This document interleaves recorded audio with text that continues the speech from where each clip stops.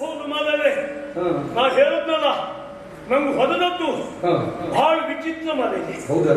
ವಿಚಿತ್ರ ವಿಚಿತ್ರ ಆದದು ಸತ್ಯ. ಹಾಗುಂಟಪ್ಪ, ಹೊಡೆದವನು ಹಾಗಿದ್ದಾನೆ, ಹೊಡೆದು ಹಾಗುಂಟು. ಅಂದ್ರೆ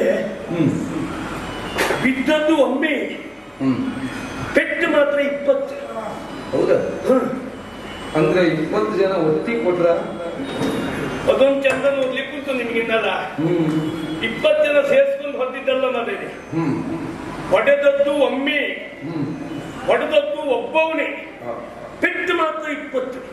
ಹೌದಾ? ಅಂದ್ರೆ ಆ ಪೆಟ್ಟೆ ಆಗಿದೆ ಅಂತ ಅಲ್ಲ, 20 ಬಿದ್ದದ್ದು ಹೌದು. ಅದೇ ವಿಚಿತ್ರ ಅಂತ ಹೇಳಿದ್ರು. ಯಾಕೆ ಒಬ್ಬವನೇ ಒಮ್ಮೆಯೇ ಹೊಡೆದ್ರು 20 ಪೆಟ್ಟು ಹೇಗೆ ಬಿತ್ತು? ಅವನಿಗೆ ಕೈಯೇ 20 ಇತ್ತು ಮಾದೇವಿ. 20 ಕೈ ಇದ್ದ? ಇದೇ ವಿಚಿತ್ರ ಅಂತ ಹೇಳಿದ್ರು. 20 ಕೈ ಮಾತ್ರ ಅಲ್ಲ, ತಲೆ ಎಷ್ಟುಂಟು? ಎಷ್ಟು? 10 ತಲೆ ಉಂಟು. 10 ತಲೆ ಉಂಟ? ಅಲ್ಲಿದ್ದಲ್ಲಿ ಸರಿ ಉಂಟಂತ ಆಯ್ತು. ಸರಿ ಇದ್ದದ್ದು ತಲೆ ಸರಿ ಉಂಟು ಅಂತ ಲೆಕ್ಕಾಚಾರ. ಲೆಕ್ಕಾಚಾರ ಸರಿ ಉಂಟು. ತಲೆ ಸರಿ ಇದ್ದು ನಮ್ಗೆ ಹೊದಿದ್ದ ಮಾದೇವಿ ಅವನು. ಹೌದಪ್ಪ, 10 ತಲೆ ಉಂಟು. 10 ತಲೆ ಉಂಟು. ಬಾಯಿ ಎಷ್ಟುಂಟು? ಎಷ್ಟು ಉಂಟು? ಬಾಯಿ 10 ಉಂಟು ಮಾದೇವಿ. ಸಮಾಗೋಯ್ತಾ? ಹೌದು. ನಾವು ಯೋಚನೆ ಮಾಡೋದು ಅದಲ್ಲ. ಒಂದು ಬಾಯಿ ಇದ್ದು ನಾವೇ ಎಷ್ಟೆಲ್ಲ ಒದ್ದಾಡ್ತೇವೆ. ಒಂದು ಹೊತ್ತಿದ್ದು ಮುಟ್ಲಿಕ್ಕೆ ಮಾರ ಇದೆ. ಅವ್ನು 10 ಬಾಯಿ ಉಂಟು. ಅದು ಏನು ಮಹತ್ವ ಏನು ದೇವರಿಗೆ ಗೊತ್ತು ಮಾದೇವಿ. ಅವನು ಹೆದರುವುದಿಲ್ಲ, ಯಾಕೆಂದ್ರೆ ಅವನಿಗೆ 20 ಕೈ ಉಂಟಲ್ಲ. ಆ 20 ಕೈಯಲ್ಲೂ ಸಮ 10 ಬಾಯಲ್ಲಿ ಸಮ ತಿನ್ನೋದು. 20 ಕೈಯಲ್ಲಿ 10 ಬಾಯಲ್ಲಿ ತಿನ್ನ. ಹೌದು. ಮತ್ತೆ ಹೋಗುವುದು? ಹೌದು ಮಾದೇವಿ. 10 ಬಾಯಲ್ಲಿ ತಿಂದ ಮೇಲೆ ಕಡೆ ಹೋಗುವುದು ಒಂದೇ ಒಂದೇ. ಇದು ವಿಚಿತ್ರ ಅಂತ ಹೇಳಿದ್ ನಾನು. ಹೌದಾ? ಅವನು ಆ ರೀತಿ ತಿಂತ. ಅದೇ ನಾನಾದ್ರೆ ನೀ ಎಷ್ಟು ತಿಂತೀನಿ? ನಾನು ಹಾಗೆಲ್ಲ ಮತ್ತೆ ನಾನು ಒಂದೇ ಬಾಯಲ್ಲಿ 21 ಬಗೆ ತಿಂತೆ ಗೊತ್ತಂತ. 21 ಬಗೆ ತಿಂತೀನಿ? ಹಾಗಾದ್ರೆ ಮಣಿ ಯಾರ ನಿಂತಾರೆ? ನಾ ಯಾರು ಅಂತ ಗೊತ್ತಾಗ್ಬೇಕು ಅಂತ ಮಾಡಿದ್ವಿ. ಅಂದ್ರೆ ನಾ ಎಷ್ಟು ಬೇಕಾದ್ರೂ ತಿಂತೆ ಅಂತ ಹೇಳಿದ್ದು. ಹಾಗೆ ಹೌದೌದು. ಯೋಚನೆ ಮಾಡಿ, ಇವನಿಗೆ 20 ಕೈ ಉಂಟು, 10 ತಲೆ ಉಂಟು. ಹಾಗಾದ್ರೆ ಇವ ನಿಮ್ಮ ಲೆಕ್ಕದಲ್ಲಿ ಅಂಗವಿಕಲನ ವಿಕಲಾಂಗನ? ಅದೇಗಾಗ್ತದ? ಅಂಗವಿಕಲ ಅಂದ್ರೆ ಯಾವ್ದಾದ್ರು ಅಂಗ ಕಡಿಮೆ ಇರ್ಬೇಕು. ಹೌದು. ಮತ್ತೆ ಇವನಿಗೆಲ್ಲ ಹೆಚ್ಚೆಚ್ಚು ಉಂಟು, ಹೇಗೆ ಅಂಗವಿಕಲ ಆಗ್ತಾನೆ? ಅಲ್ವಾ? ಸತ್ಯ ಹೇಳ್ತೇನೆ, ಇವನಷ್ಟು ದೊಡ್ಡ ಅಂಗವಿಕಲರು ಯಾರೂ ಇಲ್ಲ. ಅದೇ ನೋಡಿ, ಈಗ ನಿಮಗೆ ಕೈ ಎಷ್ಟುಂಟು? 2. ತಲೆ ಎಷ್ಟುಂಟು? 1. ಕಾಲು ಎಷ್ಟುಂಟು? 2. ಅವನಿಗೆ ತಲೆ ಎಷ್ಟುಂಟು? 10. ಕೈ ಎಷ್ಟುಂಟು? 20. ಕಾಲು ಎಷ್ಟಿರ್ಬೇಕು? ಕಾಲು 40 ಇರ್ಬೇಕಾಗಿತ್ತು. 40. ನಿಮ್ಮ ಲೆಕ್ಕಾಚಾರ ಬಿಗು ಉಂಟು ಬರೆಗೆ. ನಿಮಗೆಲ್ಲಾರು 15 ದಿವಸಕ್ಕೊಮ್ಮೆ ಸೇರಿಸಿ ಕೊಟ್ರೆ ಹಣ 30 ದಿವಸಕ್ಕೆ ಕೊಡು ಅಂದ್ರು ಅಂದ್ರೆ ದಿವಸ ಗೊತ್ತಿರೋದಿಲ್ಲ. ಇಲ್ಲೊಂದು ನಿಮ್ಗೆ ಲೆಕ್ಕಾಚಾರವೇ ಗೊತ್ತಾಗುದಿಲ್ಲ. 40 ಕಾಲ ಮದ ಇದೆ ನೋಡಿ. ನಿಮಗೆ 2 ಕೈ ಉಂಟು, ಕಾಲೆಷ್ಟು? 2 ಉಂಟು. 2. ಅವನಿಗೆ ಕೈ ಎಷ್ಟು ಉಂಟು? 20. ಕಾಲೆಷ್ಟು? 20 ಇರ್ಬೇಕಿತ್ತಲ್ಲ. ಮತ್ತೆ 20 ಇದ್ರೆ ಮಾತ್ರ ನೀವು ಹೇಳದಂತೆ ಸರಿ ಇದ್ದವ. ಇವನಷ್ಟು ದೊಡ್ಡ ಅಂಗವಿಕಲರೇ ಇಲ್ಲ ಹೇಳಿದ ಯಾಕೆ? ಅವನಿಗೆ ಕಾಲಿದ್ದದ್ದು ಎಷ್ಟು? 2 ಉಂಟು. ಅಂದ್ರೆ 18 ಕಾಲು ಕಡಿಮೆ ಉಂಟು ಅವನಿಗೆ. ನೋಡಿ ಎಷ್ಟು ದೊಡ್ಡ ಅಂಗವಿಕಲ ಅಂತ ನೀವೇ ಲೆಕ್ಕ. ಇವನಿಗೆಲ್ಲಾರು ಅಂಗವಿಕಲರಿಗೆ ಓಡಾಡುವುದೇನಾದ್ರು ಕೊಟ್ಟರು ದೊಡ್ಡಕೊಳ್ಬೇಕು. ಇವನು ಒಂದು ಕಾಲು ಕಡಿಮೆ ಇದ್ರೆ ಅಂಗವಿಕಲ ಹೇಳ್ತೇವೆ. 18 ಕಾಲು ಕಡಿಮೆ ಇದ್ರೆ ಎಷ್ಟು ದೊಡ್ಡ ಅಂಗವಿಕಲ ಹೌದಪ್ಪ. ಇವನ ಕುಲ ಕುಟುಂಬ ಎಲ್ಲ ಯಾರು ಏನು ಅಂತ ಕೇಳ್ದೆ ನಾನು. ವಿಷಯ ಗೊತ್ತಾಯ್ತು. ಇವನ ಅಪ್ಪ ಯಾರು? ಇವನ ಅಪ್ಪ ಬ್ರಾಹ್ಮಣ. ಅಪ್ಪ ಬ್ರಾಹ್ಮಣ? ಓ, ನಮ್ ಜಾತಿ. ನಿಮ್ಮ ಜಾತಿ ನೋಡಿ. ಒಂದು ಸಂಬಂಧ ಮಾಡುವುದನ್ನು ಮಾಡಿ ಬೇಡ, ಸಂಪೂರ್ಣ ವಿಳಾಸ ಕೊಟ್ಟು ಆಮೇಲೆ ಸಂಬಂಧ ಮಾಡಿ. ಅಪ್ಪ ಬ್ರಾಹ್ಮಣ, ಅಮ್ಮ ರಕ್ಕಸಿ. ರಕ್ಕಸಿಯ ನಮ್ಮವರಲ್ವ ಈಗ ಸಂಬಂಧ? ಅಪ್ಪ ಬ್ರಾಹ್ಮಣನು, ಅಮ್ಮ ರಕ್ಕಸಿ ಅಂದ್ರೆ ಸಂಬಂಧ ಬೇಡ ಬೇಡ ಗೊತ್ತೇ. ನೀವು ಅಪ್ಪನ ನೋಡಿ ಸಂಬಂಧ ಮಾಡುವುದು, ಅಮ್ಮನ ನೋಡಿ ಸಂಬಂಧ ಮಾಡುದು ಹಾಗಲ್ಲ ಮಗ. ನೋಡಿ, ಹಾಗಿದ್ರೆ ಇವ ಯಾರು? ಅಪ್ಪ ಬ್ರಾಹ್ಮಣ, ಅಮ್ಮ ರಕ್ಕಸಿ. ಇವ ಒಂದ್ ರೀತಿ ಮಿಶ್ರ ತಳಿ. ಅಮ್ಮ ರಕ್ಕಸಿ ನಮ್ಮ ರಕ್ಕಸ. ಮಿಶ್ರ ತಳಿ. ಹ್ಮ್. ಹಾಗಾಗಿ ಇವನಿಗೆ 20 ಕೈ 10 ತಲೆ ಆದದ್ದು. ಹ್ಮ್. ನಾನು ಯೋಚನೆ ಮಾಡಿದೆ ಅದು ಯಾಕೆ ಹಾಗಾದದ್ದು ಹ್ಮ್. ನೋಡಿ, ಹಾ. ನೀವೆಲ್ಲಾದ್ರೂ ಒಂದು ಸಹಜವಾದ ಮಾವಿನ ಸಸಿಯನ್ನ ತಂದು ನೆಡಿ, ಹ್ಮ್. ಅದು ಫಲ ಬಿಡ್ಲಿಕ್ಕೆ ಎಷ್ಟು ವರ್ಷ ಬೇಕು? ಒಂದು 10-15 ವರ್ಷ ಬೇಕು. ಅಲ್ವಾ? ಹೌದು 15 ವರ್ಷಕ್ಕೂ ಬರುದು ಒಂದೆರಡು ಕಾಯಿ ಅದ್ರಲ್ಲಿ. ಅಷ್ಟೇ. ಅದೇ ನೀವು ಈ ಮಿಶ್ರ ತಳಿಯ ಮಾವಿನ ಗಿಡ ಅಂದ್ರೆ ಕಸಿ ಮಾಡಿದ ಗಿಡ, ಹಾ. ಅದು ತಂದು ನೆಡಿ, ಹ್ಮ್. ಎಷ್ಟು ವರ್ಷಕ್ಕೆ ಬರ್ತದೆ? ಅದು 3 ವರ್ಷದೊಳಗೆ. ಗೊಂಚಲಂತೆ ಕಾಯಿ ಬರ್ತದೆ. ಹ್ಮ್.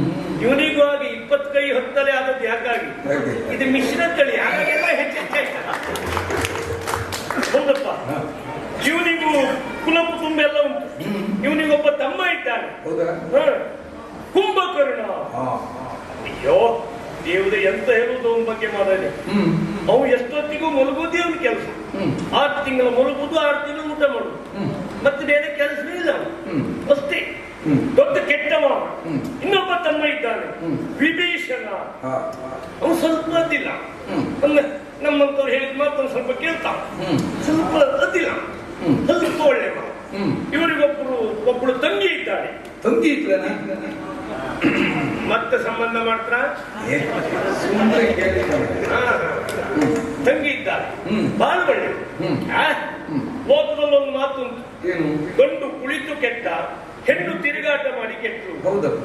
ಇವಳಷ್ಟು ಒಳ್ಳೆಯವರು ಯಾರು ಇಲ್ಲ. ಹ್ಮ್. ಇವಳು ಒಂದ್ ದಿವಸ ಮನೇಲಿ ಕುಳಿತುಕೊಂಡವಳೇ ಅಲ್ಲ. ಹಾ. ಇವಳು ತಿರುಗಾಟ ಮುಗಿಲೇ ಇಲ್ಲ. ಹಾಗಂತ ಊರಲ್ಲಿ ತಿರುಗಾಟ ಅಲ್ಲ ಇವಳು. ಮತ್ತೆ ಇವಳದ್ದು ಏನಿದ್ರು ಕಾಡಿನಲ್ಲೇ ಇವಳು ಓಡಾಟ ತಿರುಗಾಟ. ಹಾ, ಹಾ, ಹಾ. ಅಲ್ಲಿರುವ ಋಷಿ ಮುನಿಗಳಿಗೆ ಬ್ರಾಹ್ಮಣರಿಗೆಲ್ಲ ತೊಂದರೆ ಕೊಡುವುದೇ ಇವಳು ಕೆಲಸ. ಛೇ. ಅಷ್ಟು ಕೆಟ್ಟವಳು ಇವಳು. ಹ್ಮ್. ಹಾಗಂತ ಇವೇ ಅದು. ಹ್ಮ್. ಇವ ದಶಕಂಠ, ಓ, ಓ. ಸುವರ್ಣ ಲಂಕಾಧೀಶ. ಹ್ಮ್. ಅವನು ತಲೆ ಉಂಟು ಮಾದೇವಿ, ಅಷ್ಟಿಷ್ಟಲ್ಲ ಮಾದೇವಿ. ಹ್ಮ್. ಅದು ತಪ್ಪೇನಲ್ಲ. ಹ್ಮ್. ಯಾಕೆಂದ್ರೆ ಒಂದು ತಲೆ ಇದ್ದವರಿಗೆ ಎಷ್ಟೆಲ್ಲ ಇರ್ತದೆ ಹ್ಮ್. ತಲೆ ಒಳಗೆ. ಹ್ಮ್. ಅವನಿಗೆ 10 ತಲೆ ಉಂಟು. ಹಾ. ಎಷ್ಟಿರ್ಬಹುದು? ಹಾ. ಅದರಲ್ಲೂ ಇರುವಂತದ್ದು ಉಂಟು ಅವನಲ್ಲಿ. ಹ್ಮ್. ಯಾಕೆಂದ್ರೆ ಪ್ರಪಂಚದಲ್ಲಿ ಯಾರತ್ತೂ ಇಲ್ಲದೆ ಇರುವ ಪುಷ್ಪಕ ವಿಮಾನ ಉಂಟು ಅವನಲ್ಲಿ. ಹೌದಾ? ತಾನು ಮೇಲೆ ಹಾರಾಡುವವ, ಹಾ. ತನ್ನಲ್ಲಿರುವುದು ಪುಷ್ಪಕ ವಿಮಾನ, ಮತ್ಯಾರಲ್ಲೂ ಇಲ್ಲ ಎನ್ನುವ ಅಹಂಕಾರ. ಹ್ಮ್. ಅದೇ ಅಹಂಕಾರ ಅಲ್ಲ, ಹ್ಮ್. ದೊಡ್ಡ ದುರಂಕಾರಿ ಅವ. ಇವು ಕೆಟ್ಟವ. ಹ್ಮ್. ಕೆಟ್ಟ ರಕ್ಕಸ. ಹ್ಮ್. ಅದು ಒಂದು ಮಗನೇ. ಹಾ. ಇವನಲ್ಲೂ ಒಂದು ಒಳ್ಳೆ ಗುಣ ಇತ್ತು. ಒಳ್ಳೆ ಗುಣ. ಅದೇನು? ಅವನಿಗೆ ಅವನ ತಾಯಿ ಮೇಲೆ ಅಪಾರವಾದ ಗೌರವ ಇತ್ತು. ಅಪಾರವಾದ ಗೌರವ ಇತ್ತು.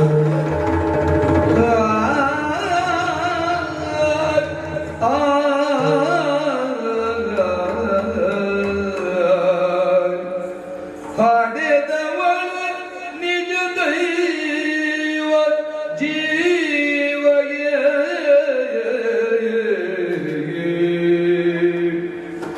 ಹಡೆದವಳೆ ನಿಜ ದೈವ ಜೀವಗೆ ಪೊಡವೆಯುಳು ಕಾಣಿಸುವ ದೇವತೆ ಪೊಡವೆಯುಳು ಕಾಣಿಸುವ ದೇವತೆ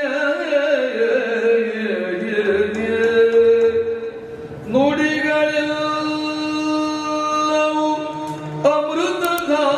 ಅಮೃತಧಾರೆಯು ಕಡೆಗಡಿ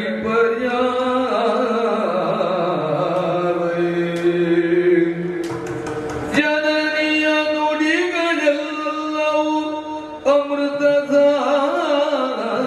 ಅಮೃತಧಾರೆಯು ಕಡೆಗಡಿ ಕೆಡುಕನಾದರೂ ದಶಶಿರನು ತಾಯ್ ಬಿಡದೆ ಪಾಲಿಪ ಮಾತೃ ವಚನವ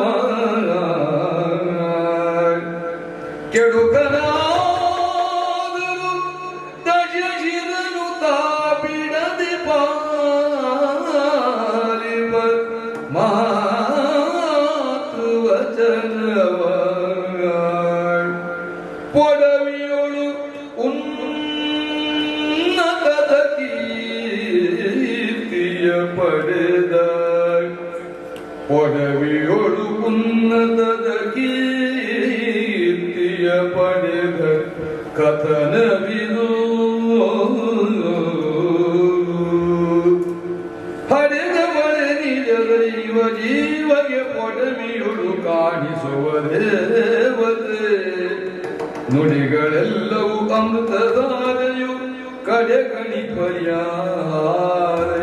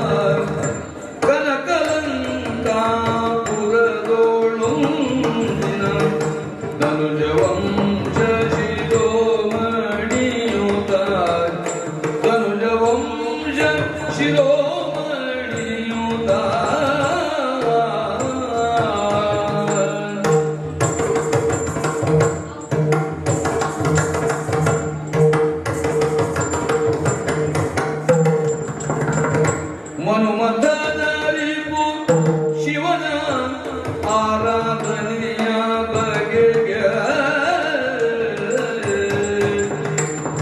ಮನುಮತನರಿಗೂ ಶಿವನ ಆರಾಧನೆಯ ಬಗೆಗೆ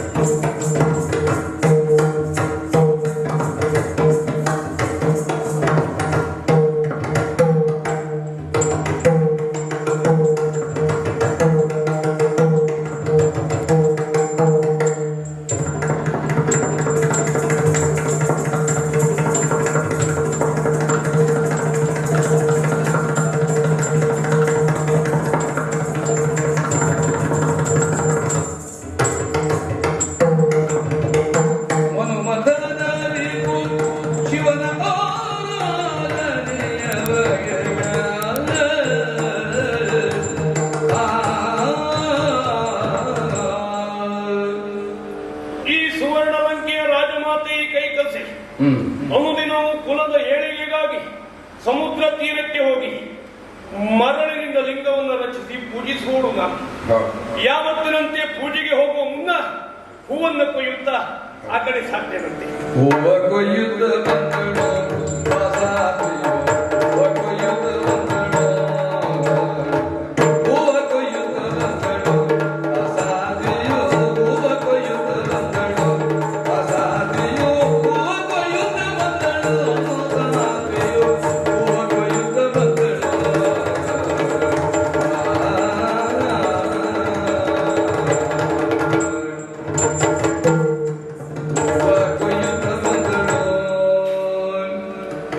ಮರಳಿನಲ್ಲಿ ಶಿವಲಿಂಗವನ್ನು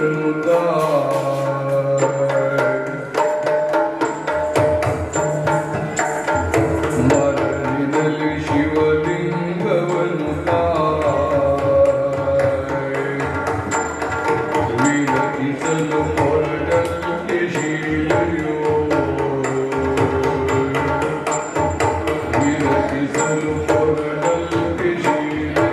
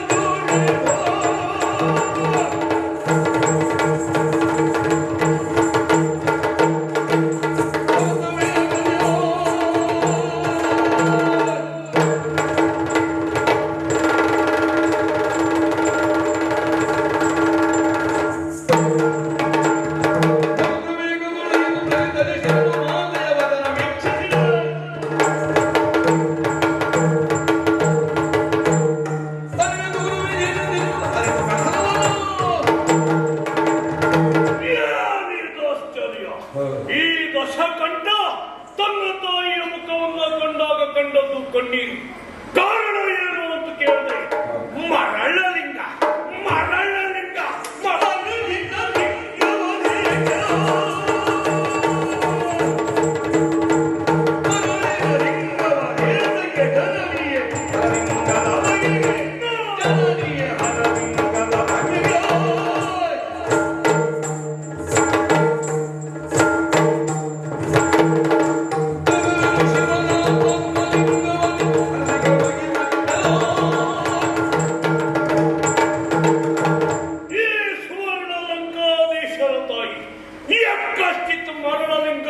ದುಃಖಿಸುವುದಂದ್ರೆ ಏನರ್ಥ? ಈ ರಾವಣ ಮನಸ್ಸು ಮಾಡಿದಂತಾದ್ರೆ ಕೈಲಾಸಕ್ಕೆ ಹೋಗಿ ಪ್ರತ್ಯಕ್ಷ ಪರಮೇಶ್ವರನ ಆತ್ಮಲಿಂಗವನ್ನೇ ತರಬಹುದು, ತಂದು ಕೊಡುತ್ತೇನೆ ಎನ್ನುವ ಭರವಸೆಯ ಮಾತನ್ನ ನನ್ನ ತಾಯಿಗೆ ಇಟ್ಟಿದ್ದೇನೆ. ನೇರವಾಗಿ ನನ್ನ ಪ್ರಯಾಣ ಕೈಲಾಸ. ಜಗದೀಶನಾತ್ಮಲಿಂಗವ ತರುವೆಯ ಕಂದ, ಜಗಮೆಚ್ಚಿದ ಮಗನು ನೀನಾಗು ಕಂದ.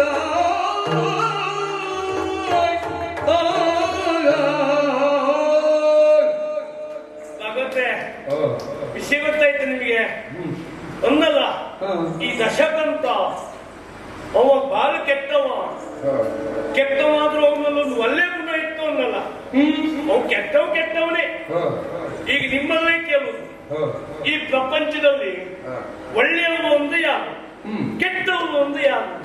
ಒಳ್ಳೆಯವರು ಅಂದ್ರೆ ಯಾವುದೇ ಕೆಟ್ಟ ಅಭ್ಯಾಸಗಳಿಲ್ಲದೆ, ದುರಭ್ಯಾಸಗಳಿಲ್ಲದೆ ಎಲ್ರಿಗೂ ಒಳ್ಳೆಯದನ್ನೇ ಮಾಡ್ತಾ ನಮ್ಮ ಹಾಗೆ ಇರುವವರು ಒಳ್ಳೆಯವರು. ಯಾವ ದುರಭ್ಯಾಸ ಇಲ್ಲದೆ ಇದ್ದವರು ಬಹಳ ಒಳ್ಳೆಯವರು. ಮತ್ತೆ ಸುಮ್ಮನಿರ್ತ್ರ ಅವರಷ್ಟು ಕೆಟ್ಟವರು ಪ್ರಪಂಚದ ಮತ್ಯಾರೂ ಇಲ್ಲ. ಹೌದಪ್ಪ. ಯಾಕೆ ನೋಡಿ, ಅವ್ರಿಗೆ ಯಾವ ಅಭ್ಯಾಸವೂ ಇರುವುದಿಲ್ವಾ? ಒಳ್ಳೆ ಪುರ್ಸತ್ ಇರ್ತದೆ ಅವರಿಗೆ. ಆ ಪುರ್ಸತ್ನಲ್ಲಿ ಅವರು ಯೋಚನೆ ಮಾಡುವುದೇನು? ಇವತ್ತು ಯಾರ ಸುದ್ದಿ ಅಂತ ಹೇಳುವುದು, ಯಾರ ಮನೆಯಲ್ಲಿ ಹೋಗಿ ಯಾರ ಬಗ್ಗೆ ಏನು ಹೇಳುವುದು, ಯಾರ ಮನೆ ಹಾಳು ತಾನೆ ಅಂತ ಯೋಚನೆ ಮಾಡೋದು. ಇಂಥದ್ದೇ ಪುರ್ಸತ್ನಲ್ಲಿ ಯೋಚನೆ ಮಾಡ್ತಾ ಇದ್ರು. ಅದೇ ಈ ಕೆಟ್ಟ ಅಭ್ಯಾಸ ಇದ್ದವರಿಗೆ ಅವರ ಅಭ್ಯಾಸಕ್ಕೆ ಅವರಿಗೆ ಸಮಯ ಸಾಕಾಗುವುದಿಲ್ಲ. ಇನ್ನು ಉಳಿದದ್ರ ಬಗ್ಗೆ ಯೋಚನೆ ಮಾಡುದು ಯಾವಾಗ? ಉಳಿದವ್ರ ಬಗ್ಗೆ ಯೋಚನೆ ಮಾಡುದು ಬಿಡಿ, ಅವರ ಕುರಿತಾಗಿ ಅವರು ಜೀವನದಲ್ಲಿ ಯೋಚನೆ ಮಾಡಲಿಲ್ಲ. ಹಾಗ ಅವರ ಕುರಿತಾಗಿ ಅವರು ಯೋಚನೆ ಮಾಡಿದ್ದೇ ಹೌದಾದ್ರೆ ಆ ಕೆಟ್ಟ ಅಭ್ಯಾಸ ಅನ್ನೋದು ಅವ್ರು ಮಾಡುವುದಿಲ್ಲ ಆಗಿತ್ತು. ಇನ್ನೊಂದು ಗೊತ್ತುಂಟ ನಿಮಗೆ? ಮುದ್ದೆ ರಾತ್ರಿಯಲ್ಲಿ ಬೇಕಾದ್ರು ನಿಮಗೇನಾದ್ರು ಆಯ್ತು ಅಂತ ಹೇಳಿ ಆ ಕ್ಷಣಕ್ಕೆ ವಿಷಯ ಮುಟ್ಟಿಸಿದ್ರೆ ಬರೋರು ಯಾರು ಗೊತ್ತುಂಟ? ಇಂಥ ಕೆಟ್ಟ ಅಭ್ಯಾಸ ಇರುವುದೇ ಅಲ್ಲ. ಅವ್ರ ಅಭ್ಯಾಸ ಮಧ್ಯರಾತ್ರಿ ಆದ್ರೂ ಮುಗಿಯುವುದಿಲ್ಲ. ಅವು ಪುಣ್ಯಾತ್ಮ ಎಲ್ಲಾ ಬಾಗ್ಲಾಕಿ ಹಣ ಮನೆಗೆ ಹೋಗು ಅಂತ ಕಳಿಸಿದ ಮೇಲೆ ಅವ್ರು ಹೋಗುದು. ಹಾಗಾಗಿ ಎಚ್ಚರಿರುವುದು ಅವ್ರ ಮಹತ್ವ. ಅವ್ರು ನಿಶ್ಚಿಂತೆ ನಿದ್ದೆ ಮಾಡ್ತಾ ಇರ್ತಾರೆ. ಅಂದ್ರೆ ಅದ್ರ ಅರ್ಥ ಎಲ್ಲವೂ ಹಾಗೆ ಅಂತ ಅಲ್ಲ ಸ್ವಾಮಿ. ಅಂತವರಲ್ಲೂ ಒಳ್ಳೆಯವರು ಇದ್ದಾರೆ, ಕೆಟ್ಟವರು ಇದ್ದಾರೆ. ಇಂಥವರಲ್ಲೂ ಕೆಟ್ಟವರು ಇದ್ದಾರೆ, ಒಳ್ಳೆಯವರು ಇದ್ದಾರೆ. ಸುಮ್ಮನೆ ಮಾತಿಗೆ ಅದಕ್ಕೆ ಉದಾಹರಣೆ ಈ ದಶಗಂಟನೆ. ಇಷ್ಟೆಲ್ಲದರಲ್ಲೂ ಕೆಟ್ಟವಾದ್ರೂ ಅವನಲ್ಲೂ ಒಂದು ಒಳ್ಳೆ ಗುಣ ಇತ್ತು. ಏನು ಒಳ್ಳೆ ಗುಣ? ಅವನಿಗೆ ಅವನ ತಾಯಿ ಮೇಲೆ ಅಪಾರವಾದ ಗೌರವ ಭಕ್ತಿ ಎಲ್ಲ ಇತ್ತು. ಅವಳು ಹೇಳಿದ್ರು ಅಲ್ಲ ಇತ್ತು. ಅವನ ತಾಯಿ ಕೈಕಸಾದೇವಿ, ಅವಳು ಮಾದೇವಿ ಪ್ರತಿ ದಿವಸ ಸಮುದ್ರ ತೀರಕ್ಕೆ ಹೋಗಿ ಮರಳಲಿಂಗವನ್ನ ರಚಿಸಿಕೊಂಡು ಪೂಜೆ ಮಾಡುದು. ಆ ಮರಳಲಿಂಗ ಸಮುದ್ರ ತೀರದಲ್ಲಿ ಪೂಜೆ ಮಾಡಿ ನೀರು ತಾಗದಾಗ ತೊಳೆದು ಹೋಗದೆ ಇರ್ತದ. ನೋಡಿ ಅವನಿಗೆ ಬಂದು ಬಡತನ ಎಂತ ಖರ್ಚಿಗೆ ಹೇಳ್ಕೊಳ್ಳಿಕ್ ಸುವರ್ಣ ಲಂಕೆ. ಮನಸ್ಸು ಮಾಡಿದ್ರೆ ಬಂಗಾರದೇ ಈಶ್ವರಲಿಂಗ ಮಾಡ್ಕೊಳ್ಬಹುದು. ಯಾದ ಒಂದು ದೇವಸ್ಥಾನ ಕಟ್ಸ್ಕೊಡ್ಬಹುದು, ತಾಯಿಗೆ ಒಂದು ಈಶ್ವರ ದೇವಸ್ಥಾನ. ಹೊತ್ತು ಕಟ್ಲಿಲ್ಲ ಅವನ. ಯಾಕೆ ಕಟ್ಲಿಲ್ಲ? ಖರ್ಚು ಕಡಿಮೆ ಇದ್ದೇನ ಅಲ್ಲ, ಅವನ ಹತ್ರ ಕಟ್ಲಿಕ್ಕೆ ಆಗೋದು ಇಲ್ಲ. ಯಾಕೆ ಅಂದ್ರೆ ಈ ದೇವಸ್ಥಾನ ಕಟ್ಟಿದ ಮೇಲೆ ಆಮೇಲೆ ಒಂದು ಬ್ರಹ್ಮ ಕಲಶ ಅಂತ ಮಾಡೋದು ಬೇಡವಾ? ಆ ಬ್ರಹ್ಮ ಕಲಶ ಮಾಡ್ಲಿಕ್ಕೆ ಕುಟುಂಬದವರೆಲ್ಲ ಒಟ್ಟಾಗೋದು ಬೇಡವಾ? ಈ ದಶಕಂಠನತ್ರ ಈ ಬ್ರಹ್ಮ ಕಲಶ ಮಾಡ್ಲಿಕ್ಕೆ ಆಗುದಿಲ್ಲ. ಯಾಕೆಂದ್ರೆ ಅವನ ಹತ್ರ ಕುಟುಂಬದವರನ್ನು ಒಟ್ಟು ಮಾಡ್ಲಿಕ್ಕೆ ಆಗುದಿಲ್ಲ. ನಾವು ಒಟ್ಟು ಮಾಡುದು, ಒಂದು ತಮ್ಮ ಮಲ್ಕೊಂಡ್ರೆ ಹೇಳುದಿಲ್ಲ, ಒಂದು ತಂಗಿಯು ಎಷ್ಟೊತ್ತಿಗೂ ಮನೇಲಿ ಇರುವುದಿಲ್ಲ. ಬಿಲ್ಲವ್ರ ಮೇಲೆ ಇರುದು. ಹಾ. ನೀವು ಈ ಕುಟುಂಬದವ್ರನ್ನೆಲ್ಲ ಒಟ್ಟು ಮಾಡಿ ನಮ್ಮ ಕೆಲಸ ಮಾಡೋದು ಯಾವ್ದಾದ್ರೆ ಹೌದಾ ಹಾಗಾಗಿ ವಾಸುದೇವಿಗೆ ಹೋಗ್ಲಿಲ್ಲ. ಹಾ. ಇಲ್ಲೇ ಸಮುದ್ರ ಬದಿಲ್ ಮಾಡಲಿಂಗದಲ್ಲಿ ಪೂಜೆ ಮಾಡ್ತಾ ಇದ್ದಾರೆ. ಹಾ. ಕೆಲವೊಮ್ಮೆ ಈ ದೊಡ್ಡವು ಲೆಕ್ಕ ಹಾಕುದೇ ಅಂತದ್ದು ಮಾರೇನೆ. ಹಾ. ಅವರಿಗೆ ಹಿಂದ್ಗಡೆ ಹೋಗುವ ಆನೆ ಬಗ್ಗೆ ಲೆಕ್ಕಾಚಾರ ಇರುವುದಿಲ್ಲ, ಮತ್ತೆ ಎದುರುಗಡೆ ಹೋಗುವ ಸೊಳ್ಳೆ ಬಗ್ಗೆ ಲೆಕ್ಕಾಚಾರ ಇರುವುದು. ಹಾ. ಇಷ್ಟೆಲ್ಲ ಹೋಗೋಯ್ತ ಮಾರಾಯೋ, ಹಾ. ಹಿಂದ್ಗಡೆ ಅಷ್ಟೆಲ್ಲ ಹೋದದ್ದು ಗೊತ್ತೇ ಆಗುದಿಲ್ಲ. ಹಾ. ಇದು ಹಾಗೆ ಆಯ್ತು. ಹಾ. ತೊಂದ್ರೆ ಇಲ್ಲಪ್ಪ, ಹಾ. ಅಷ್ಟು ಕಡಿಮೆ ಖರ್ಚಲ್ಲಿ ಮರಳಲಿಂಗ ಮಾಡ್ಕೊಂಡೇ ಪೂಜೆ ಮಾಡ್ಬೇಕು ಅಂತ ಆಗಿದ್ರೆ ಹಾ. ಒಂದು ಬುದ್ಧಿವಂತಿಗೆ ಉಪಯೋಗಿಸ್ಬೇಕಿತ್ತು. ಏನು? ಆ ಮರಳಿಗೆ ಒಂದು ಸ್ವಲ್ಪ ಸುಣ್ಣ ಬೆಲ್ಲ ಹಾ. ಎರಡು ಸೇರಿಸ್ಕೊಂಡು ಈಶ್ವರಲಿಂಗ ಮಾಡಿದ್ರೆ ಹಾ. ಎಷ್ಟೇ ನೀರು ತಾಗಿದ್ರು ಹಾ. ಅದು ಮತ್ತು ಗಟ್ಟಿಯಾಗ್ತಾ ಹೋಗ್ತಿತ್ತೆ, ಬಿಟ್ಟರೆ ಒಳ್ಕೊಂಡು ಹೋಗುದಿಲ್ಲ. ಸುಳ್ಳಲ್ಲ ಮಾಡಿ, ಇದರಲ್ಲಿ ನಿಮ್ಗೆ ಹೆಂಗ್ ಗೊತ್ತಾಯ್ತಾ? ಮತ್ತೆ ಈ ವರ್ಷ ಮನೆ ಕಟ್ಟೋ ಕೆಲಸಕ್ಕೆ ಹೋಗ್ತಾ ಇದೆಯಾ? ನನ್ನ ಪುಣ್ಯ ಈ ವರ್ಷ ಅಂತ ಸೇರ್ಸಿದ್ರಲ್ಲ, ಹಾ. 20 ವರ್ಷದ ಹಿಂದೆ ಇದೇ ಕೆಲಸ ಮಾಡಿದೆ ಅಂತ ಹೇಳಿಲ್ಲ. ಈ ವರ್ಷ ನಾನು ಅಂತಲ್ಲ, ಹಾ. ಇನ್ನೇ ಮತ್ತೆ ಬೇರೆ ಎಂತಾರು ಕೆಲಸ ಉಟ್ಕೊಂಡ್ರು ಬದುಕು ನಾವು. ಹಾ. ಅದನ್ನೇ ನಂಬ್ಕೊಂಡು ದೇವರೇ ಗತಿ. ಹಾ. ಈಗಾಗಲೇ ಕೆಲವು ಜನ ಕೆಲವು ಉದ್ಯೋಗ ಶುರು ಮಾಡಿದ್ದಾರೆ. ಹಾ. ಅದಲ್ಲ, ಹಾ. ನಂಗೆ ಈ ವರ್ಷ ಗೊತ್ತಾಯ್ತು ಅಂತಾಯ್ತು. ಹಾ. ಈ ಮರಳಿಗೆ ಸುಣ್ಣ ಬೆಲ್ಲ ಎಲ್ಲ ಸೇರಿಸ್ತಾರೆ ಮನೆ ಕಟ್ಲಿಕ್ಕೆ ಅಂತೇಳಿ. ಹಾ.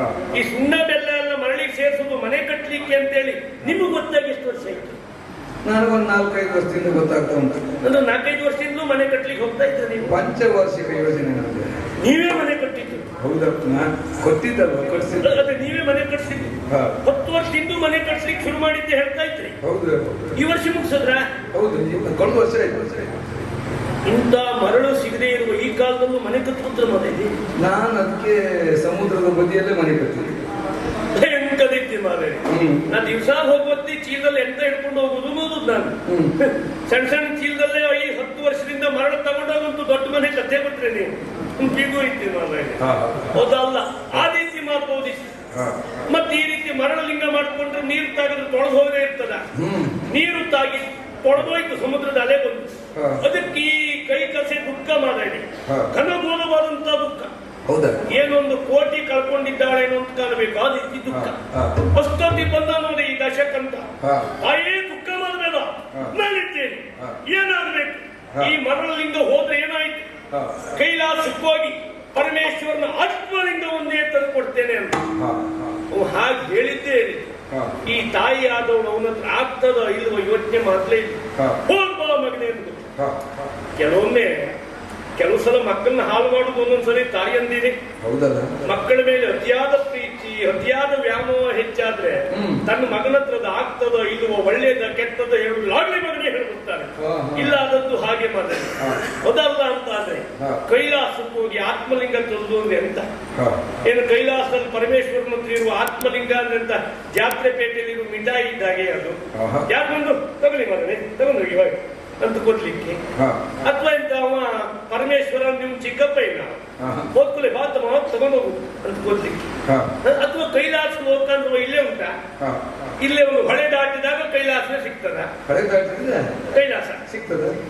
ಸಿಗುವುದಿಲ್ಲ ಅಂತಲ್ಲ, ಹೊಳೆ ದಾಟುವಾಗ ಸಂಕದ ಮೇಲೆ ಸರಿಯಾಗಿ ಹೋದ್ರೆ ಪಕ್ಕದ ಊರಿಗಾರು ಹೋಗ್ಬೋದು. ಎಲ್ಲಿಯಾದ್ರೂ ಹೊಳೆ ದಾಟುವಾಗ ಸಂಖ್ಯೆ ಮುರಿದೋಯ್ತು ಅಂತ ಆದ್ರೆ ಮತ್ತೆ ನೇರ ಕೈಲಾಸಕ್ಕೆ ಹಾಗೆ ಅದು ಒಂದು ಮದೆ. ಈ ಪುಣ್ಯಾತ್ಮನಲ್ಲಿ ಎಲ್ಲೂ ಹೋಗುವ ಶಕ್ತಿ ಸಾಮರ್ಥ್ಯ ಉಂಟು ಅವರಿಗೆ. ಮಣಿಮಾಸ್ತ ಸಿಕ್ಕಿ ಬಲ್ಲವರು ಮನಸ್ಸಲ್ಲ ಇಂತಲ್ಲಿ ಹೋಗ್ಬೇಕು ಅಂತ ಹೇಳಿಸ್ಕೊಂಡು ಹೋಗುವ ಸಾಮರ್ಥ್ಯ ಉಂಟು. ಅದ್ರಲ್ಲೂ ಇವನಲ್ಲಿ ಉಂಟಲ್ಲ ಪುಷ್ಪಕ ವಿಮಾನ, ಅದ್ರ ಮೇಲೆ ಹೊಂದೇ ಬದ್ನಲ್ಲ ಇವ ಯಾನ ಶುಭಯಾನ